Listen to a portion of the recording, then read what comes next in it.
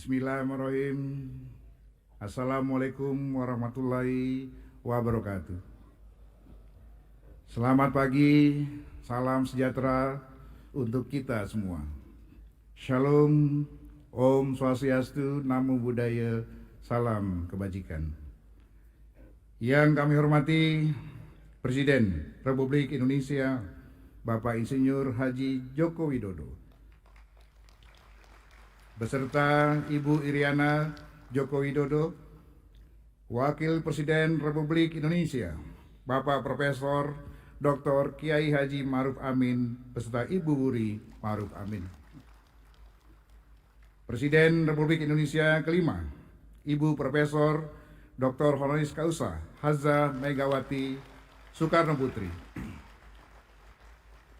Wakil Presiden Republik Indonesia keenam, Bapak Jenderal TNI Purnawirawan Tri Sutrisno. Wakil Presiden Republik Indonesia ke-9, Bapak Dr. Haji Hamzahas MA PSD. Wakil Presiden Republik Indonesia ke-10 dan ke-12, Bapak Dr. Andes Haji Muhammad Yusuf Kalla. Ketua Dewan Perwakilan Rakyat Republik Indonesia, Ibu Dr. Honoris Causa Puan Maharani. Ketua Dewan Perwakilan Daerah Republik Indonesia, Bapak Lanyala Mahfud Mataliti. Ketua Badan Pemeriksa Keuangan, Ibu Dr. Insinyur Isma Yatun. Ketua Mahkamah Agung, Bapak Profesor Dr. Haji Muhammad Syarifuddin SH MH. Yang saya hormati Ketua Mahkamah Konstitusi, Bapak Profesor Dr. Haji Anwar Usman SH MH. Ketua Komisi Yudisial, Bapak Profesor Amzulian Rifai SH LLM PSD.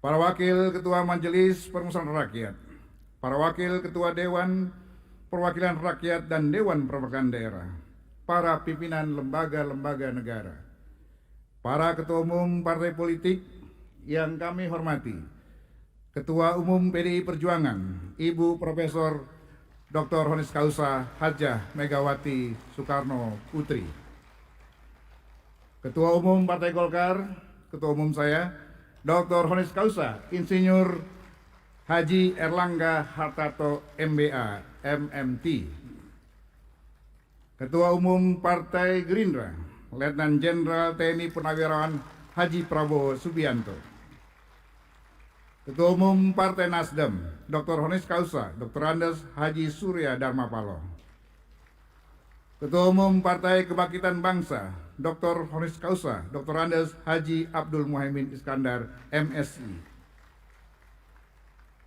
Presiden Partai Keadilan Sejahtera Haji Ahmad Saiku, Ketua Umum Partai Amanat Nasional Dr. Honoris Causa Haji Zulkifli Hasan SEMM, PLT Ketua Umum Partai Persatuan Pembangunan Haji Muhammad Mardiono, para anggota MPR, DPR, dan DPD yang mulia, para duta besar dari negara sahabat, para menteri Kabinet Indonesia Maju, Panglima TNI dan Kapolri, para insan pers, media cetak dan elektronik dalam dan luar negeri, para undangan, serta yang teristimewa, seluruh rakyat Indonesia yang berbahagia dimanapun Anda berada. Sebagai catatan daftar hadir yang disampaikan Sekretariat Jenderal, sampai saat ini telah hadir 489 anggota dari 711 anggota MPR, DPR, DPD, dan telah menandatangani daftar hadir. Dengan demikian, berdasarkan ketentuan pasal 66 ayat 5 Peraturan Tata Tertib MPR, pada pasal 281 ayat 1 Peraturan Tata Tertib DPR serta pasal 256 ayat 5 Peraturan Tata Tertib DPD, sidang telah memenuhi syarat untuk dibuka. Dengan mengucapkan Bismillahirrahmanirrahim, sidang MPR tahun 2023 dan sidang bersama DPR dan DPD tahun 2023 dengan agenda laporan kinerja lembaga-lembaga negara yang akan disampaikan oleh Presiden dan pidato kenegaraan Presiden dalam rangka memperingati hari ulang tahun ke-78 kemerdekaan Republik Indonesia. Kami buka dan dinyatakan terbuka untuk umum.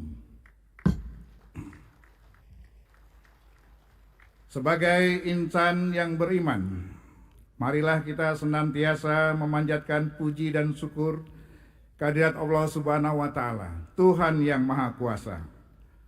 Karena atas limpahan rahmat dan karunia-Nya, kita semua diberikan kekuatan dan kesehatan untuk menjalankan tugas konstitusional kita masing-masing, serta melaksanakan pengabdian kepada masyarakat, bangsa, dan negara.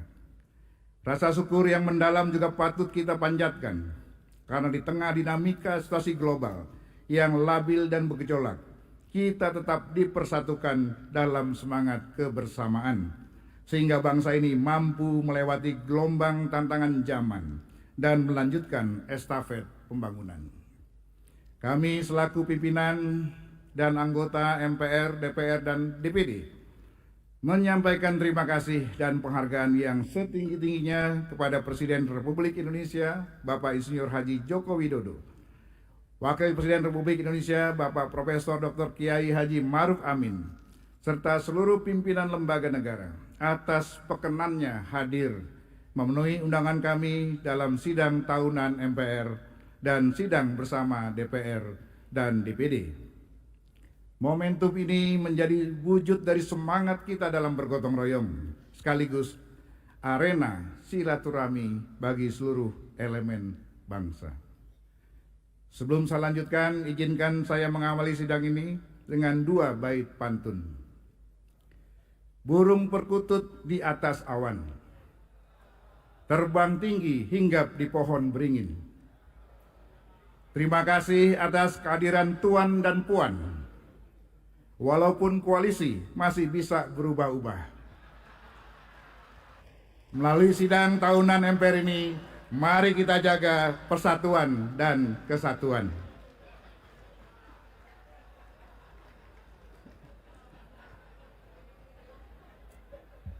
Bunga dadap di atas para, anak dusun pasang pelita.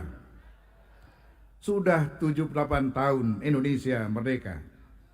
Saatnya kita wujudkan Indonesia Jaya berdasarkan Pancasila. Merdeka! Sidang majelis dan dewan hadirin sekalian yang saya muliakan. Kehadiran kita dalam forum sidang paripurna ini berangkat dari sebuah komitmen kolektif kebangsaan untuk memastikan bahwa perjalanan bangsa ini tetap tegak lurus dan bermuara pada terwujudnya cita-cita nasional yang telah digariskan oleh para pendiri bangsa, yaitu menjadi negara yang merdeka, bersatu, berdaulat, adil, dan makmur. Kita terpatut menghaturkan penghormatan yang setinggi-tingginya kepada seluruh pendiri bangsa serta para pahlawan dan pendahulu bangsa yang dengan gigih memperjuangkan cita-cita bersama untuk mencapai kemerdekaan Indonesia seutuhnya, serta dengan sungguh-sungguh mempertahankan dan melaksanakan pembangunan di atas bumi Indonesia yang merdeka dengan membangun jiwanya, membangun badannya untuk menggapai Indonesia Raya. Melalui mimbar sidang paripurna ini, kami atas nama pimpinan dan anggota MPR, DPR, dan DPD Republik Indonesia mengucapkan Dirgahayu 78 tahun Republik Indonesia. Merdeka! Merdeka! Merdeka! Kemerdekaan yang kita raih sejak 78 tahun yang lalu tidaklah terlahir dari ruang hampa, bukan pula didapatkan secara instan ataupun hasil pemberian, melainkan buah dari perjuangan dan pengorbanan yang didorong oleh keinginan luhur agar kehidupan kebangsaan yang bebas, yang dirahmati oleh Allah Subhanahu wa Ta'ala kita capai. Kerja keras dan perjuangan para pendiri bangsa sejak dulu dan dilanjutkan hingga saat ini menjadi modal bangsa kita dalam melangkah menuju Indonesia Emas 2045. Indonesia Emas yang kita cita-citakan adalah Indonesia yang rakyatnya sejahtera, yang ditandai dengan nihilnya angka kemiskinan. Indonesia yang memiliki pengaruh kuat dalam pergaulan dunia dengan dukungan sumber daya manusia yang tangguh dan berdaya saing global, dan Indonesia yang ramah lingkungan dalam pengelolaan negara. Sidang majelis dan dewan hadirin sekalian yang kami muliakan. Situasi dunia saat ini masih diliputi oleh ketegangan akibat perang Rusia-Ukraina yang hingga hari ini belum menunjukkan tanda-tanda akan segera berakhir. Perdamaian masih menjadi konsep yang menggantung di awan-awan. Keberpihakan entitas global kepada masing-masing pihak dengan berlatar belakang masing-masing tidak menafikan fakta bahwa perang, apapun alasannya, hanya akan menyisakan trauma dan bekas luka. Krisis Ukraina telah menunjukkan secara gamblang kepada dunia bagaimana cara pandang para pemimpin dunia di tengah peta kekuatan global yang multipolar, yang seringkali mementingkan motif politik dan ekonomi dibandingkan prinsip-prinsip kemanusiaan universal. Di tengah-tengah situasi tersebut, pemerintah Indonesia di bawah kepemimpinan Bapak Presiden Insinyur Haji Joko Widodo telah berulang kali berupaya memberikan solusi perdamaian permanen dengan mendorong gencatan senjata dan diplomasi di meja perundingan. Namun inisiatif ini agaknya masih membutuhkan waktu untuk diterima oleh para pihak yang berkonflik. Situasi perang Rusia-Ukraina mengisyaratkan bahwa pertahanan dan keamanan negara haruslah dimaknai sebagai sebuah konsep yang holistik dan multidimensional. Pertama, Indonesia sebagai negara berdaulat perlu memiliki kemampuan militer yang tangguh dan profesional, yang didukung oleh semangat kerjasama segenap elemen bangsa, sebagaimana mandat Panglima Besar Jenderal Sudirman, bahwa tentara kita adalah tentara rakyat yang akan kuat bila hidup dan bergotong royong bersama rakyat. Kedua, pertahanan dan keamanan negara juga meliputi dimensi ekonomi. Sebagai negara yang kaya akan sumber daya, Indonesia harus membangun ketahanan dan kemandirian ekonomi yang ditopang oleh kedaulatan pangan, energi, dan industri.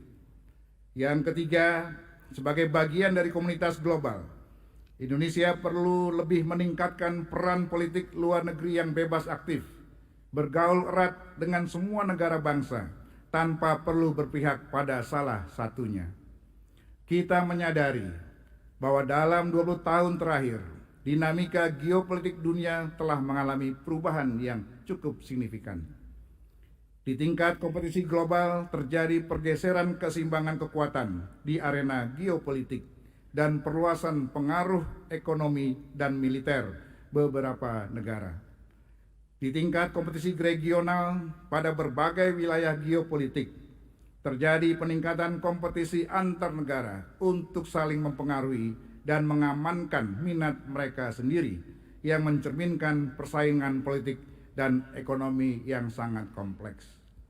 Di sisi lain, aliansi dan kemitraan geopolitik juga telah mengalami perubahan. Beberapa negara telah memperkuat hubungan mereka melalui aliansi yang telah mapan. Sementara itu, dengan meningkatnya ketegangan dan pergeseran kepentingan strategis, beberapa negara mengubah orientasi kebijakan luar negeri mereka dan mencari kemitraan baru. Di tengah-tengah globalisasi dan kemajuan teknologi, rivalitas geoekonomi menjadi sangat penting. Persaingan perdagangan, akses sumber daya alam, investasi asing langsung, dan kegantungan ekonomi antar negara-negara menjadi faktor penting dalam dinamika geopolitik. Perkembangan teknologi komunikasi dan transformasi digital telah memungkinkan interaksi yang lebih intensif antar negara, baik dalam arena politik, ekonomi, maupun sosial. Teknologi juga memberikan latar belakang baru untuk konflik dan persaingan.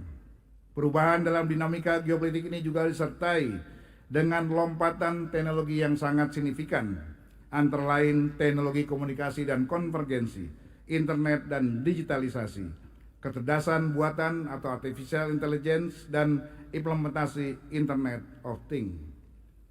Selain hal-hal di atas, dalam 20 tahun terakhir juga telah terjadi peningkatan yang signifikan kecanggihan teknologi keamanan dan teknologi militer, serta kemajuan perkembangan perang cyber atau cyber warfare yang memberikan keunggulan taktis dalam pertempuran.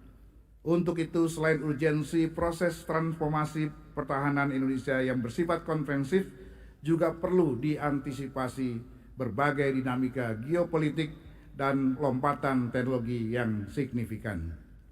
Suka atau tidak suka, kita harus menata ulang kerangka kerja pertahanan Indonesia di dalam konstitusi kita dengan menata kembali haluan negara untuk memastikan Indonesia memiliki kerangka kerja konstitusional yang mampu menangkap kebutuhan zaman. Kita juga menyadari bahwa Indonesia saat ini tengah menghadapi ancaman keamanan non-tradisional seperti terorisme, perubahan iklim, dan perang cyber yang telah menjadi fokus utama dalam dinamika geopolitik. Komunitas internasional bekerja sama dalam menciptakan kerangka kerja dan mekanisme internasional untuk mengatasi ancaman ini secara efektif. Di dalam negeri saat ini kita masih dihadapkan pada persoalan resistensi kelompok kriminal bersenjata di Papua. Penyelesaian persoalan KKB ini harus dilakukan secara konfrensif, selain melalui tindakan yang tegas dan terukur dari aparat keamanan kita, TNI dan Polri, namun juga dengan mengedepankan pendekatan kebudayaan dan kesejahteraan. Dan yang tak kalah pentingnya, harus diambil suatu tindakan tegas terhadap penyelewengan dana otonomi khusus atau OTSUS yang tidak tepat sasaran dan merugikan kepentingan rakyat Papua. Sidang majelis dan dewan hadirin sekalian yang kami muliakan, perlu disadari bersama, pembangunan nasional Indonesia saat ini masih bergantung kepada daya dukung sumber daya alam.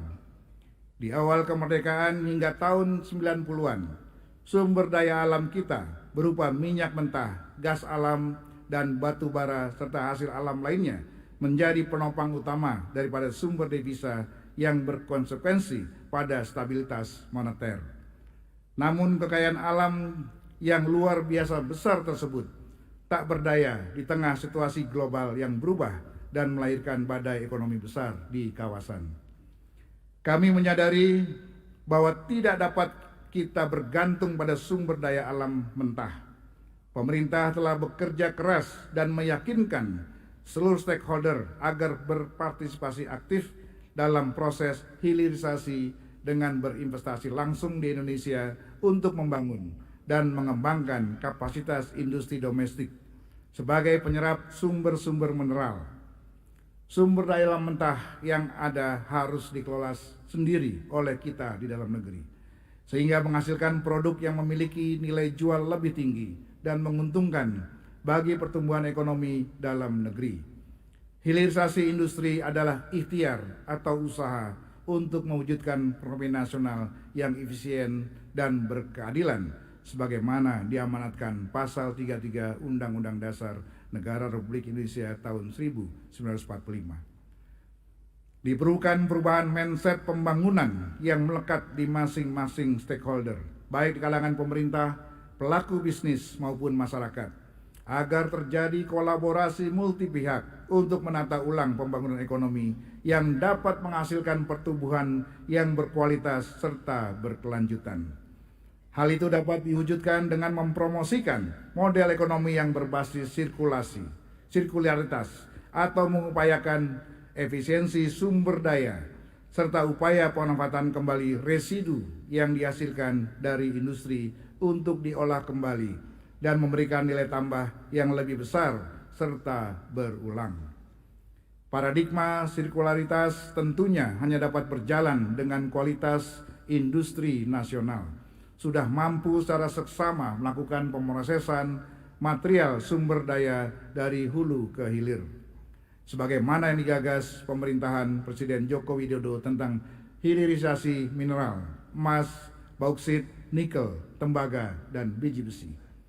Mineral tersebut didorong untuk proses hilirisasi yang dibarengi dengan upaya pelarangan ekspor mineral mentah.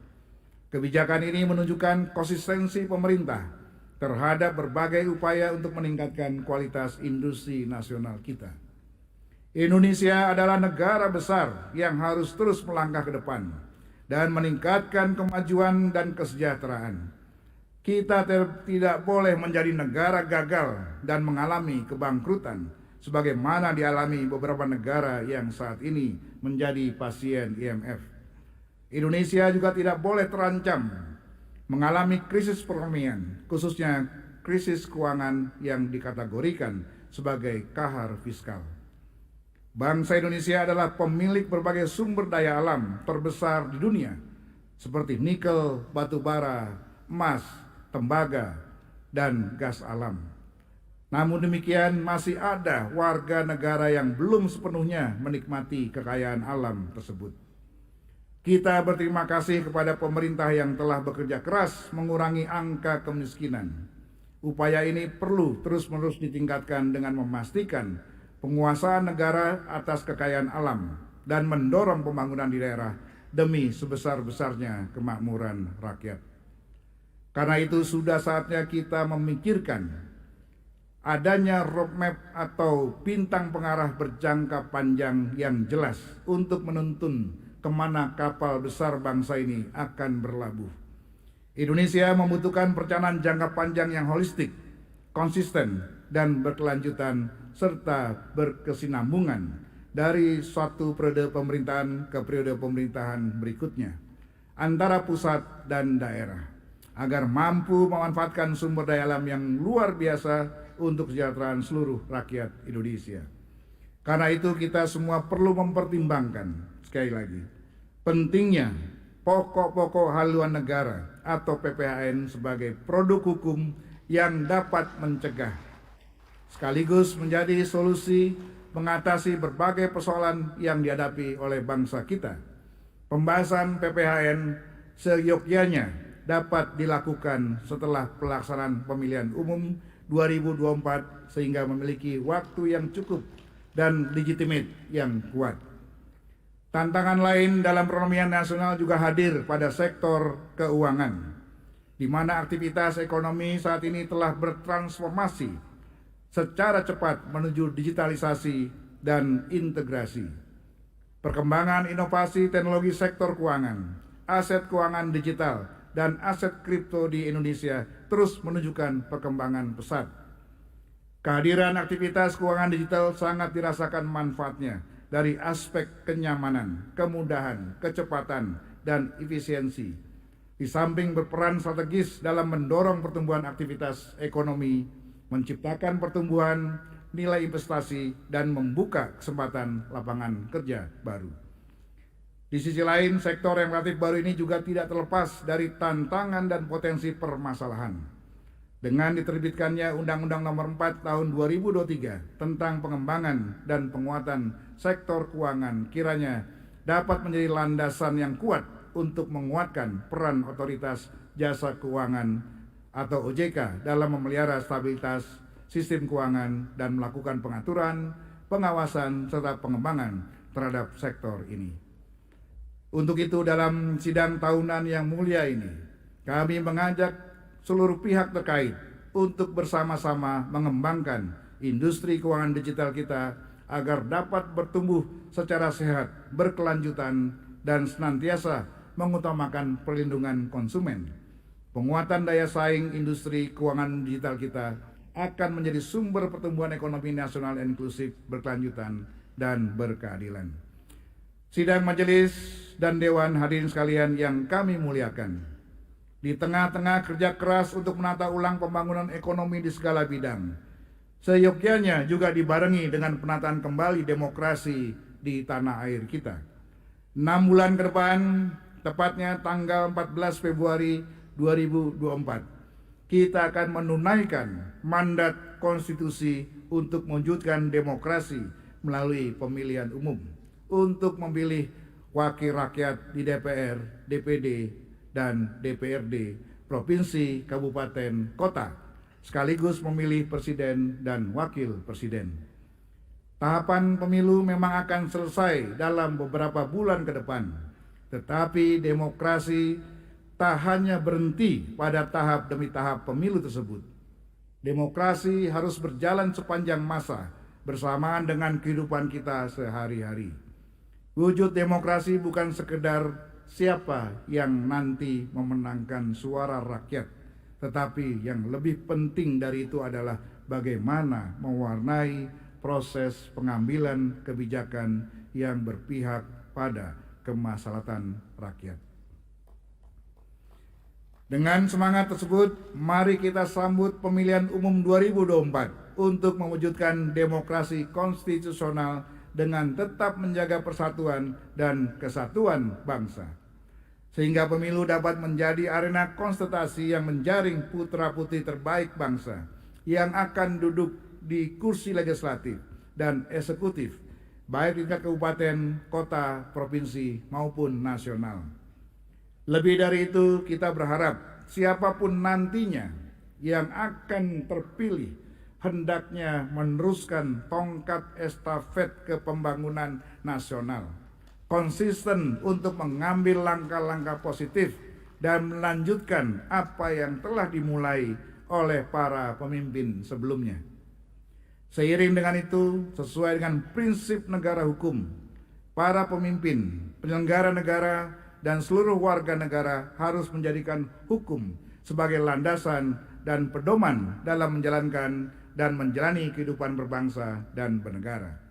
Hukum dibentuk dan dilaksanakan untuk mewujudkan keadilan, kepastian, dan kemanfaatan bagi seluruh warga negara. Karena itu, sudah selayaknya seluruh pemimpin partai politik dan juga para pemimpin dan tokoh bangsa untuk ikut mengambil tanggung jawab dalam mempersiapkan keberlanjutan kepemimpinan nasional dengan mendasarkan prinsip negara demokrasi berdasarkan hukum. Siapapun yang nantinya terpilih menjadi presiden dan wakil presiden, wajib kita dukung bersama-sama untuk menjalankan misi besar menuju Indonesia maju. Dari Aceh sampai Papua, sudah tentu berbeda sukunya. Para capres kita sudah tahu siapa, meski masih belum jelas siapa cawapresnya. Sidang majelis dan dewan hadirin sekalian yang kita muliakan, situasi dunia saat ini sedang bergeser semakin besarnya kontribusi bangsa-bangsa Asia dalam sistem ekonomi dan politik global. Ditambah lagi kekuatan kolektif ASEAN yang selalu digadang-gadang sebagai basis pertumbuhan baru dunia. Indonesia akan dihadapkan pada suatu realitas yang kompleks menuju 2045, di mana Asia akan menjadi epicentrum pertumbuhan global. Dalam situasi inilah penting bagi kita semua untuk mengangkat kembali kesadaran wawasan kebangsaan di kalangan generasi muda yang kini tengah tumbuh dan mendominasi postur demografi penduduk. Di kalangan aparatur sipil negara, generasi milenial dan generasi Z mulai mendominasi dengan proporsi mencapai 53%. Di dalam pemilihan umum nanti, komposisi keduanya juga akan mencapai 61% dari jumlah pemilih. Hal ini menunjukkan bahwa transisi antar generasi sedang berlangsung, baik di tubuh birokrasi negara maupun di kancah perpolitikan. Situasi ini harus disikapi dengan upaya serius untuk menstimulasi wawasan kebangsaan bagi generasi muda.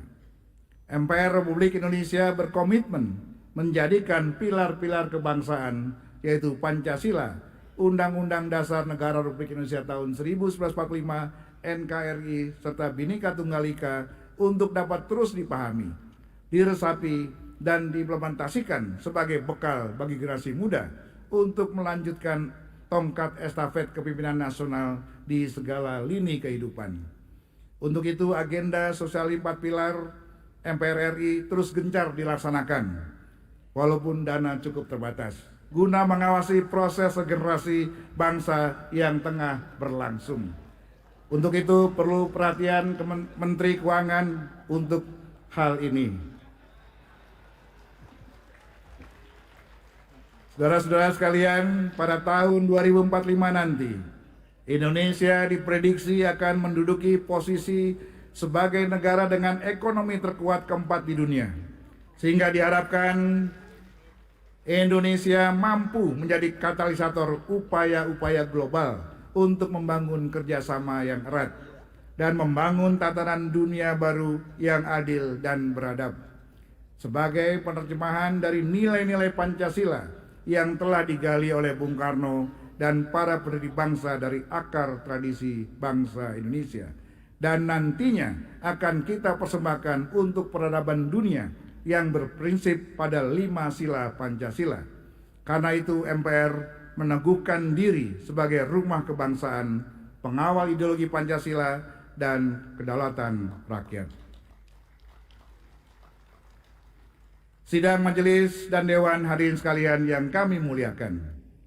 Setelah 25 tahun lamanya kita memasuki era baru, era reformasi sejak tahun 1998. Kini saatnya kita merenungkan kembali penataan lembaga-lembaga negara kita. Sebagaimana kita maklumi, reformasi telah melahirkan perubahan Undang-Undang Dasar yang sekian lama dianggap tabu untuk diubah. Perubahan Undang-Undang Dasar 1945 telah menata ulang kedudukan, fungsi, dan wewenang lembaga-lembaga negara yang sudah ada dan sekaligus menciptakan lembaga-lembaga negara yang baru. Penataan ulang itu terjadi pula pada Majelis Permusyawaratan Rakyat. Majelis yang semula merupakan lembaga tertinggi negara telah berubah kedudukannya menjadi lembaga tinggi negara. Majelis tidak lagi menjadi satu-satunya lembaga yang melaksanakan kedaulatan rakyat sebagaimana diatur oleh Undang-Undang Dasar 1945. Manifestasi dari konsepsi kedaulatan rakyat salah satunya mewujud pada penyelenggaraan pemilu. Kita telah memutuskan pelaksanaan pemilu 2024 dan semua pihak telah bekerja keras menyiapkannya agar berjalan secara luber dan jurdil. Pelaksanaan pemilu 5 tahun sekali merupakan perintah langsung pasal 22E Undang-Undang Dasar 1945 yang secara tegas mengatur bahwa pemilihan umum dilaksanakan 5 tahun sekali.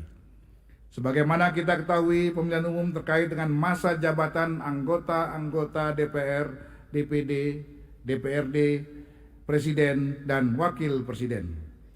Masa jabatan seluruh menteri anggota kabinet juga akan mengikuti masa jabatan Presiden dan Wakil Presiden yang telah ditentukan oleh Undang-Undang Dasar hanya 5 tahun sekali.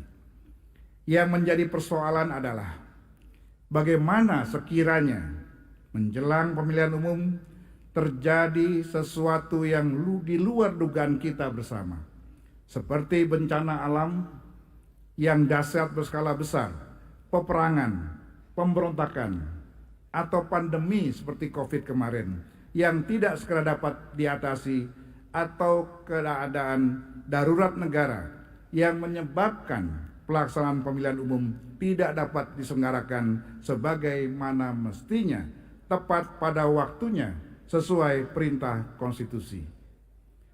Maka secara hukum tentunya tidak ada presiden dan atau wakil presiden yang terpilih sebagai produk hukum. Dalam keadaan demikian timbul pertanyaan, siapa yang memiliki kewajiban hukum untuk mengatasi keadaan-keadaan bahaya tersebut? Lembaga manakah yang berwenang menunda pelaksanaan pemilihan umum? Dan bagaimana pengaturan konstitusionalnya jika pemilihan umum tertunda, sedangkan masa jabatan presiden, wakil presiden, anggota-anggota MPR, DPR, DPD, dan DPRD, serta para menteri anggota kabinet telah habis. Masalah-masalah di atas belum ada jalan keluar konstitusionalnya setelah perubahan Undang-Undang Dasar 1945. Hal itu memerlukan perhatian yang sungguh-sungguh dari kita semua sebagai warga bangsa. Di masa sebelum perubahan Undang-Undang Dasar 1945, MPR masih dapat menetapkan berbagai ketetapan yang bersifat pengaturan untuk melengkapi kevakuman pengaturan di dalam konstitusi kita. Apakah setelah perubahan Undang-Undang Dasar MPR masih memiliki kewenangan untuk melahirkan ketetapan yang bersifat pengaturan tersebut? Hal ini penting untuk kita pikirkan dan diskusikan bersama demi menjaga keselamatan keutuhan kita sebagai bangsa dan negara. Sesuai amanat ketentuan pasal 1 ayat 2 Undang-Undang Dasar sebagai representasi dari prinsip daulat rakyat, maka MPR dapat diatribusikan dengan kewenangan subjektif superlatif dan kewajiban hukum untuk mengambil keputusan atau penetapan yang bersifat pengaturan guna mengatasi dampak dari suatu keadaan kahar fiskal maupun kahar politik yang tidak dapat diantisipasi dan tidak bisa dikendalikan secara wajar. Idealnya memang MPR Republik Indonesia dikembalikan menjadi lembaga tertinggi negara sebagaimana disampaikan Presiden kelima Republik Indonesia Ibu Haja Megawati Soekarno Putri pada hari jadi ke-58 Lemhanas tanggal 23 Mei 2023 yang lalu. Sidang majelis dan dewan, hadirin sekalian yang kami muliakan. Sebelum kita mendengarkan laporan kinerja lembaga-lembaga negara yang akan disampaikan oleh Presiden sekaligus juga pidato kenegaraan Presiden dalam rangka memperingati hari ulang tahun ke-78 Republik Indonesia, perlu kami sampaikan bahwa sesuai dengan kesepakatan setelah tahun lalu sidang bersama DPR dan DPD dipimpin oleh Ketua DPR, maka pada sidang bersama DPR dan DPD tahun ini akan dipimpin oleh Ketua DPD. Selanjutnya, izinkan kami mengakhiri pidato pengantar sidang tahunan MPR 2023 ini dengan 2 bait pantun untuk menggugah kesadaran kolektif kita dalam berbangsa dan bernegara. Burung merpati berbeda warnanya, namun yang bertelur tetaplah betina. Pilihan koalisi bolehlah berbeda calonnya, tapi tujuan kita sama, menuju Indonesia Jaya. Air mengalir dari daratan, hilirnya pastilah di lautan. Apakah Ganjar, Prabowo, atau Anies yang dicalonkan? Pembangunan harus terus dilanjutkan. Demikianlah pidato pengantar sidang tahunan MPR Republik Indonesia tahun 2023. Semoga Allah Subhanahu wa Ta'ala, Tuhan yang Maha Kuasa, senantiasa melimpahkan rahmat dan hidayahnya kepada kita semua. Amin ya robbal alamin. Selanjutnya saya persilakan Ketua DPD Republik Indonesia Bapak Lanyala Mahfud Mataliti untuk memimpin sidang bersama DPR dan DPD. Sekian, wabillahi taufiq wal hidayah. Wassalamualaikum warahmatullahi wabarakatuh.